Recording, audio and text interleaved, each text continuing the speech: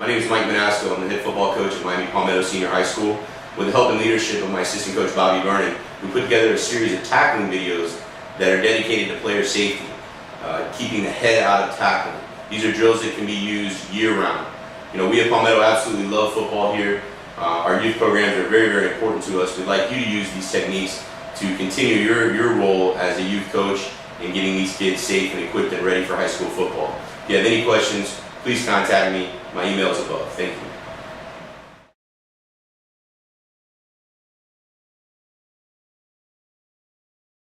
My name is Bobby Vernon. I'm a high school football coach with the Palmetto Panthers in Miami, Florida. When I'm not coaching, I'm a speaker, writer, and business consultant, having spent the majority of my career in the private sector. This video introduces a series of tackling drills, which together form a teaching progression for tackling without helmets and shoulder pads. It's based on my experiences as both a coach and former player, having played at all amateur levels, including youth, high school, and college football. It's also based on my experiences as both a fan and player of the game of rugby. This video was created because I wanted to share what I believe is a safe, effective, and fun way to practice and teach sound tackling, principally to youth and high school football players. I believe if done correctly, this will condition players at an earlier age to keep the head out of the tackle and remain disciplined with their tackling form and technique. I also wanted to create a set of drills that would be easy to implement at all levels, in that they do not require a lot of expensive equipment or complicated logistical coordination.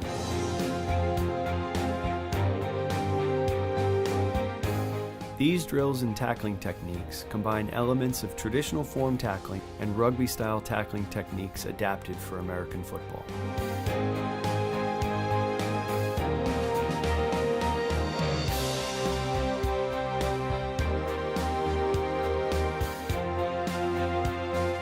The truth is that traditional tackling form and technique in American football is not radically different from tackling in the game of rugby. Many of the elements of an effective tackle are actually the same in both sports, with a few small technical differences.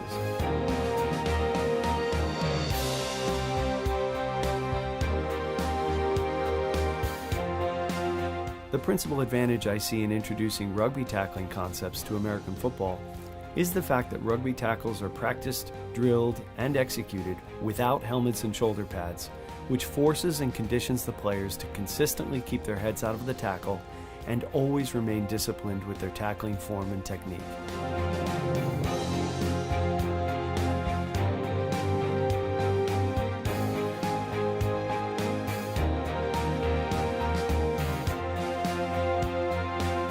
It's been my observation that teaching traditional form tackling technique for American football is fine in theory, but very often both theory and form go out the window the day the kids strap on the helmet and shoulder pads, where big hits to or with the head are often encouraged and celebrated over sound tackling.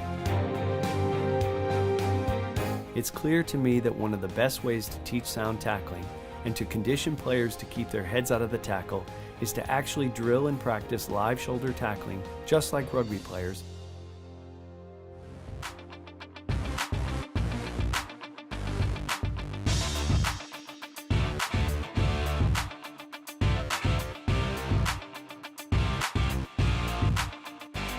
It's no secret that American football is dealing with a serious concussion problem. However, what isn't as well known or reported is that there are really two types of concussions experienced in American football. Those that are the result of an accident, and those that result from an intentional act, meaning they were caused on purpose by either using one's own head to deliver a blow or intentionally targeting and hitting an opponent's head.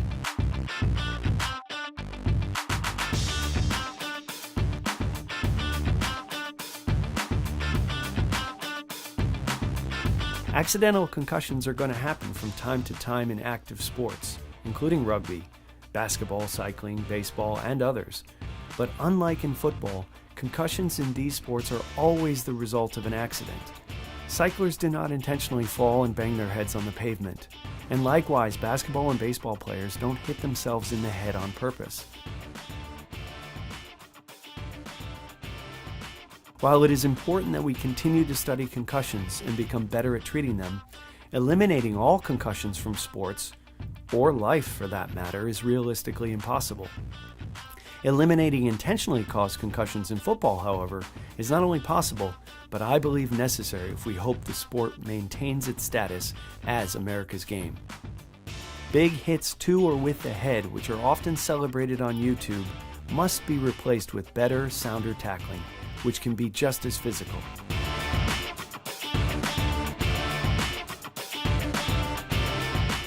American football's origins are derived from the sport of rugby. So there's no reason why we shouldn't look to it for lessons which can improve our tackling and make the game safer. Recently, some extremely accomplished professional and college coaches have begun to embrace the concept of rugby-style tackling techniques. But as I've said, I believe it's less about the technique and more about the way rugby tackles are practiced, which is in a live environment without helmets and shoulder pads. I hope you enjoy this drill video. Please share your comments and questions and check out our blog, which is dedicated to improving both the culture and sport of American football.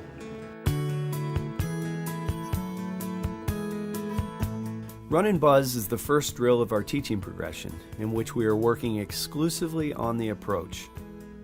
The setup for this drill is extremely simple, in which we work from the middle of the field to about the numbers. The players start at cones placed 10 yards apart and work towards another cone or dummy bag placed at about the numbers between them. The ball carrier will run to the cone at varying speeds, slowing down from time to time to simulate a possible cutback.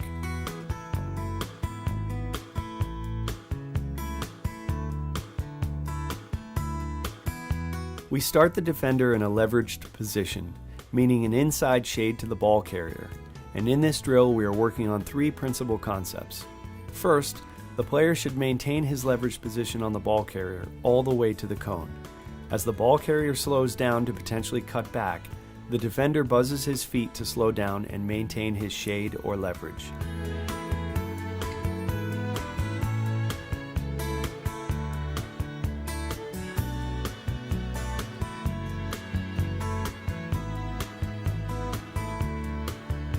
Second, we want the defender to chase or track the ball carrier while maintaining some squaring of the shoulders, which increases as he closes in on the ball carrier. Lastly, it is extremely important the defender's eyes focus on the near hip of the ball carrier so as not to lose his leverage because of movements of the ball carrier's hands, head, ball, arms, or feet.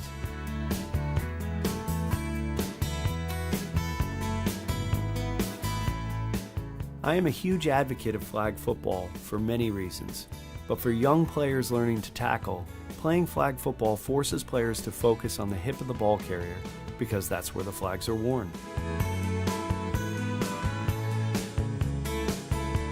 We work our approach in this tracking concept in just about all of our tackling drills.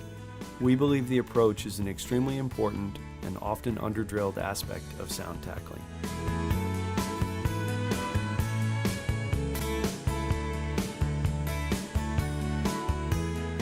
This is a short drill on the proper stance, breakdown, and hit position.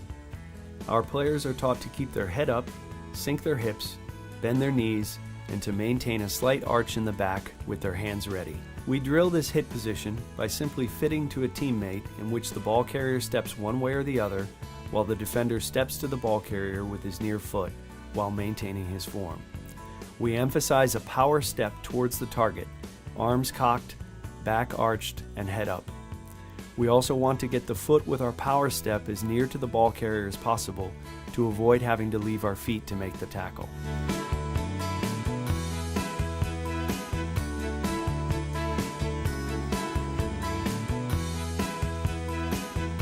The stance and breakdown position is similar to some of the current teaching of American football form tackling. However, we emphasize the power step be made at an angle towards the target as opposed to straight ahead, as we want to drill the importance of coming from a leveraged position, which allows us to emphasize more of the shoulder in the tackle and keep the head further away from contact.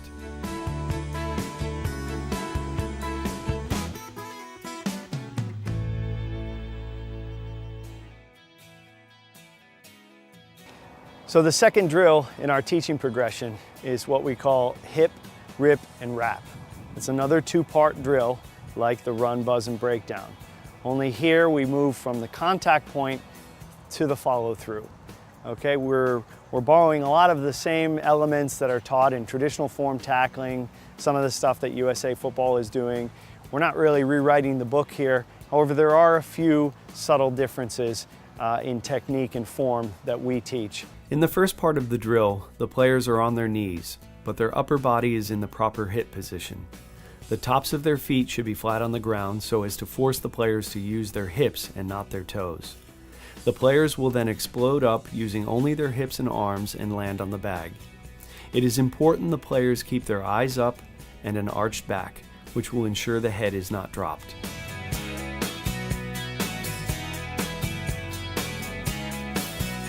In the second part of the drill, we add an extra dummy bag in which the players will do the same thing as in the first part with the addition of hitting the bag with the front of their shoulder while ripping their arms and wrapping up the bag.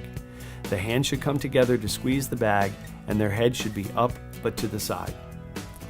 This is a little different from some of the more recent heads-up teaching techniques, which teaches players to throw 2 uppercuts with the head up, but often in a straight up or head-on position to the target.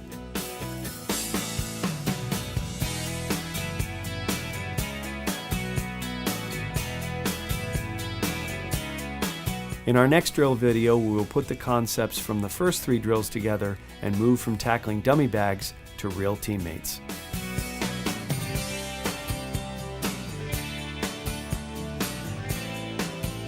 Okay, so in the first 2 drills, we've covered the approach, the breakdown and hit position, and the follow through. The first drill was our run, buzz, and breakdown drill, in which we covered the approach to the contact point.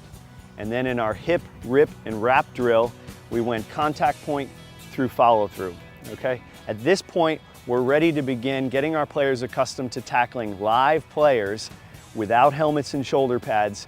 And what we do to start that teaching progression is have the player begin from his knees, okay? John's gonna be in the proper hit breakdown position from his knees with an arched back, his head up.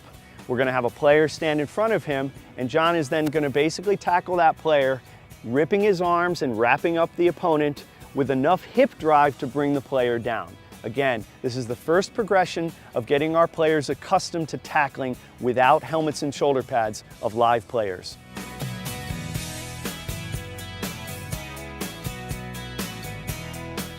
I think it's important to mention that using the word wrap these days is often criticized because players sometimes try to tackle by wrapping around the ball carrier, which can cause the head to drop down and expose the crown of the head and neck to injury.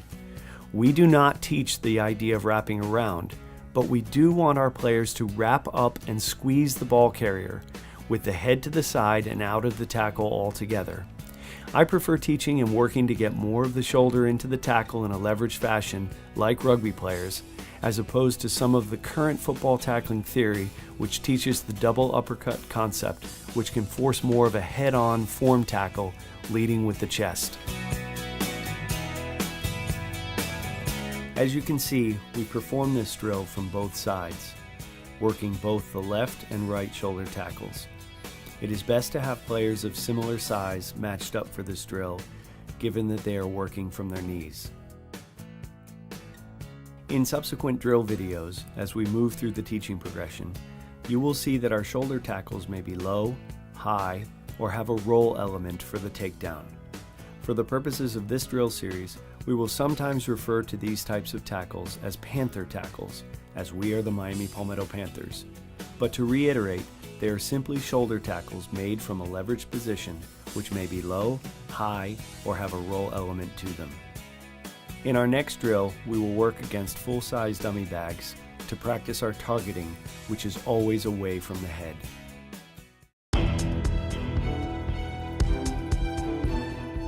In this drill, we increase the tempo against full-size tackling dummies, and we are focused on proper targeting at higher speeds.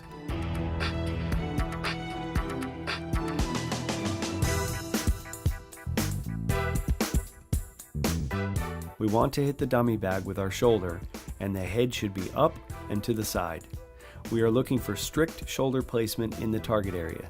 which is the thigh or hip for low and roll tackles, and near pec or near number for high tackles. We want to see good hip explosion and the arms ripping, wrapping up, and squeezing the bag. There should be sufficient leg drive or roll to move or take down the dummy.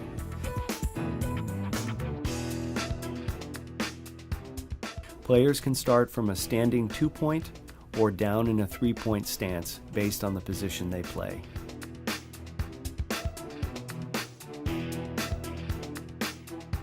As you can see, we have the players working from a leverage position, and we work from both sides, practicing left and right shoulder tackles. We emphasize a strict target area being from the mid-thigh to top of the pec, always away from the neck and head of our opponent. We place easy-to-see colored tape to reinforce the required target areas for these types of shoulder or rugby-style tackles.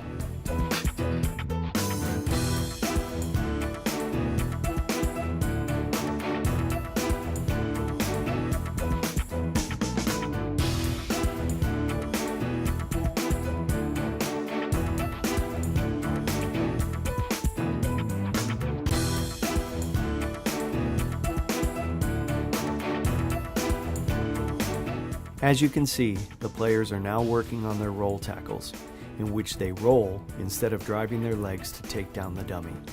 Roll tackles are low shoulder tackles which target the near thigh or hip of the ball carrier.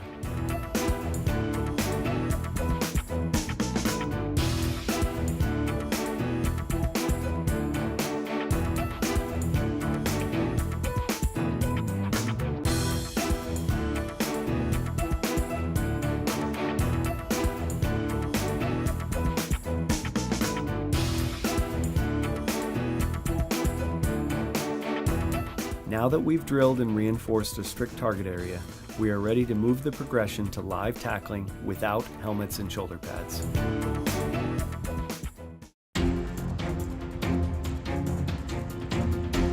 This is another simple drill setup in which we place 2 players about 6 yards apart who will run to a cone or spot about 5 yards away, which is where the defender will make an actual tackle on the ball carrier.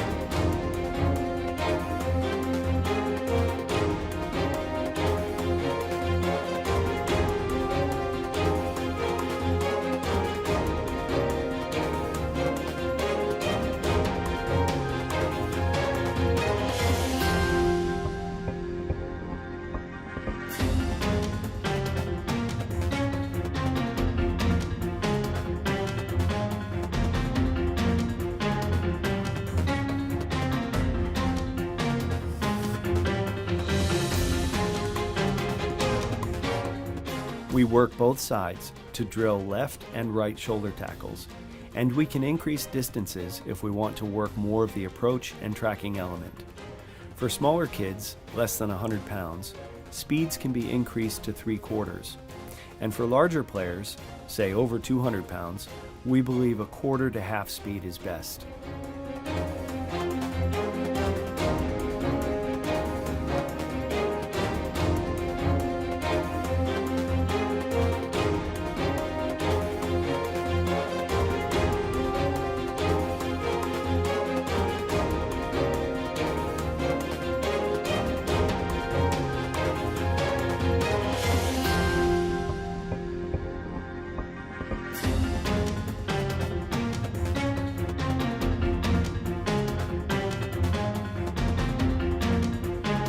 While not entirely necessary, we have the players wear hip and thigh pads for this drill to further eliminate possibility of small injuries in practice.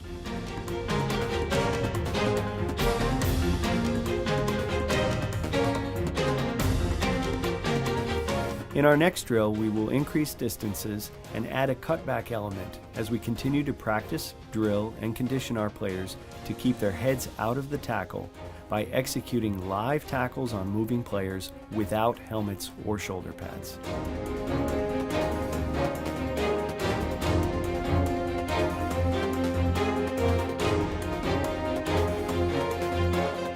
In this drill, we increase the space in which the runners can operate, forcing our defenders to maintain their leverage while pursuing the ball carrier.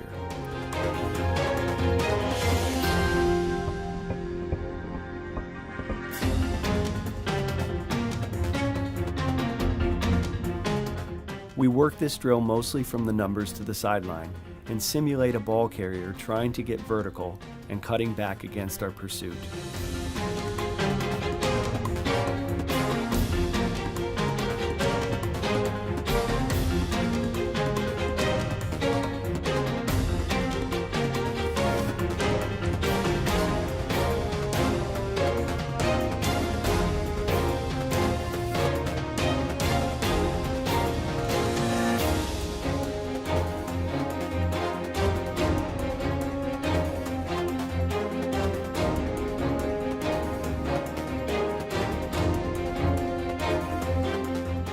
We will work it from both the left and right by simply flipping the drill so we can stay on the same side of the field.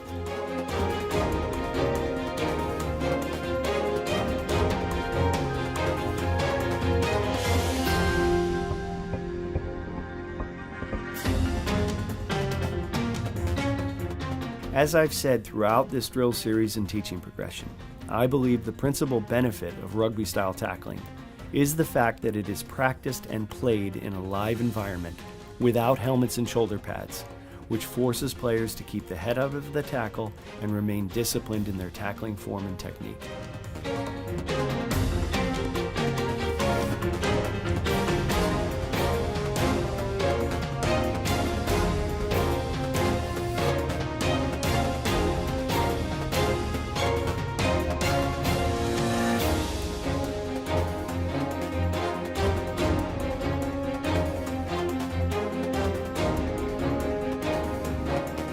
In our next drill, we will work high shoulder tackles with the help of a protective shield.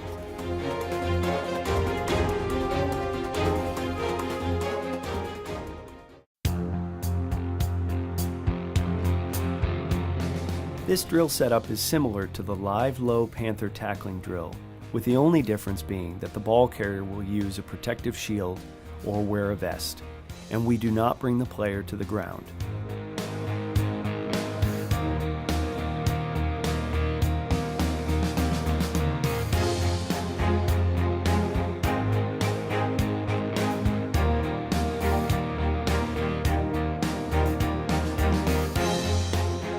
We are emphasizing all of the same mechanics as in the low shoulder tackle drill, with the only difference being the target area, which is the near pec or near number, as opposed to the hip or thigh.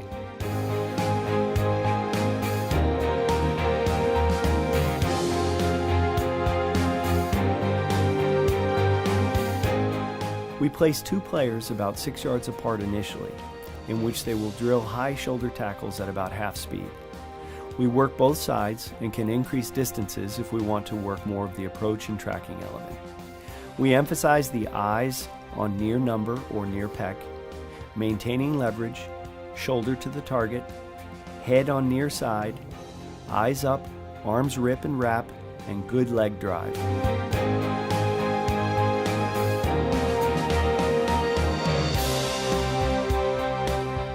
It's possible to bring players to the ground, but I would recommend using a landing pad at a designated contact point. This provides the added benefit of teaching players the exact drive needed to bring down a player with a high tackle.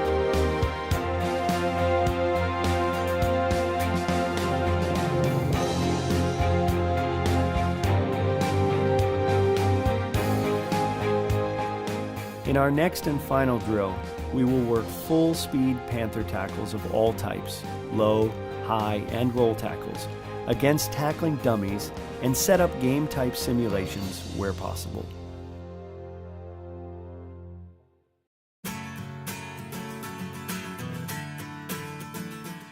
In this drill, we strategically place full-size tackling dummies at various contact points, depending on the pursuit angle we are trying to simulate.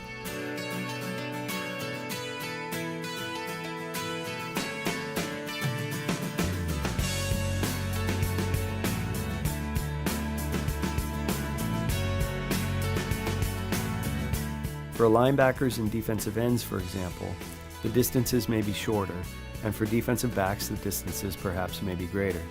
There is room for creativity here. In this drill, we are working outside runs and short pass plays, slants, hitches, spots, and speed outs. But there is room to get more creative with additional routes and pursuit angles. In all of the simulations, we have a ball carrier run full speed to just behind the dummy bag, getting out of the way quickly so the defender can then practice the full speed tackle.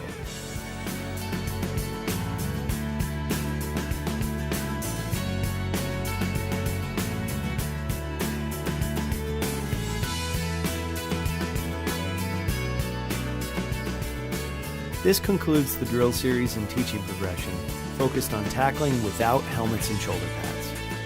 I would like to thank Coach Mike Manasco and all of the players at Miami Palmetto High School for their help in developing and practicing these drills. Of course, this could not have been done without the players who volunteered to help make this video. A special thank you to Ramon Chester, John Pierce,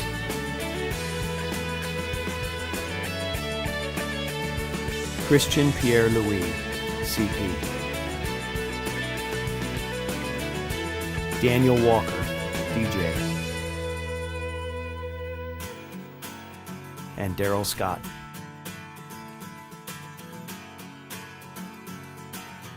While the drills in this video were performed by high school players, conditioning players at the youth level to keep their head out of the tackle through live shoulder tackling without helmets will certainly help to improve the safety and effectiveness of tackling in the game of football.